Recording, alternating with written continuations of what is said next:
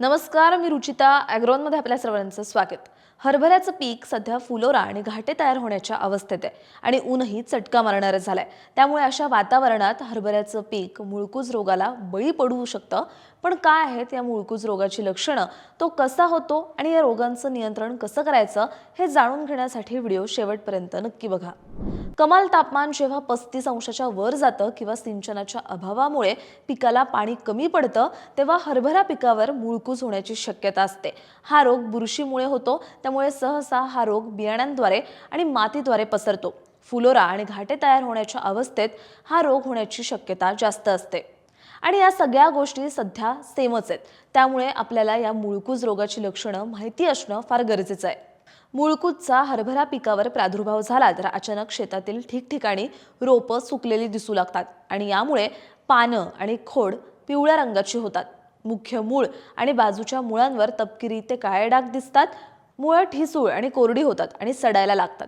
तर बाजूंची मुळं कमी होतात किंवा पूर्णपणे नष्ट होतात. काही वेळा तर पानं अचानक सुकतात, फक्त पिवळी न पडता थेट वाळतात. रोगाचा प्रादुर्भाव वाढल्यावर संपूर्ण शेतात सुकलेली रोपं दिसतात. आता रोपं सुकल्यावर अर्थातच उत्पादन आणि उत्पन्न दोन्ही कमी होणार. यानंतर आपण समजून घेऊयात मुळकूज रोगाचं व्यवस्थापन कसं करायचं ते.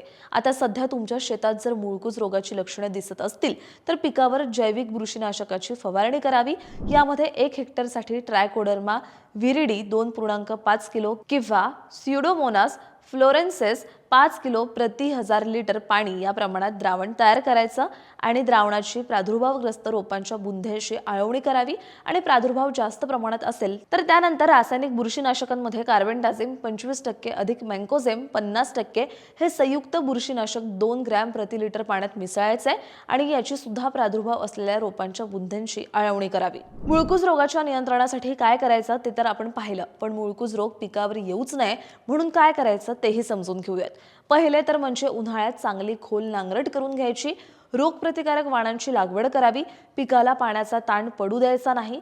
शिफारस केलेल्या वेळेतच पेरणी करायची आहे आणि उगवलेली लहान रोपं जास्त उष्णतेपासून वाचवायची आहेत. मुळकूज रोगासाठी बीज प्रक्रिया उपयोगी ठरते. यासाठी जैविक बुरशीनाशकांमध्ये 4 ग्रॅम ट्रायकोडर्मा व्हिरिडी बियाणं किंवा स्युडोमोनास फ्लोरोसेन्स 10 ग्रॅम प्रति 10 किलो बियाणाला चोळावं. त्यानंतर रासायनिक बुरशीनाशक कार्बेंडाझिम 25% अधिक मँकोझेम 50% 30 ग्रॅम प्रति 10 किलो किंवा फ्लोकोराज 5.7% अधिक टेम्बिकोन्झोल 1.4% ES हे संयुक्त बुरशीनाशक 3 मिली प्रति 10 किलो बियाणं या प्रमाणात बीज प्रक्रिया करावी. तुम्हाला ही माहिती कशी वाटली हे कमेंट बॉक्समध्ये नक्की सांगा आणि अशाच शेतीविषयक आणि नवनवीन माहितीसाठी ॲग्रोवनला सबस्क्राईब आणि फॉलो करायला विसरू नका.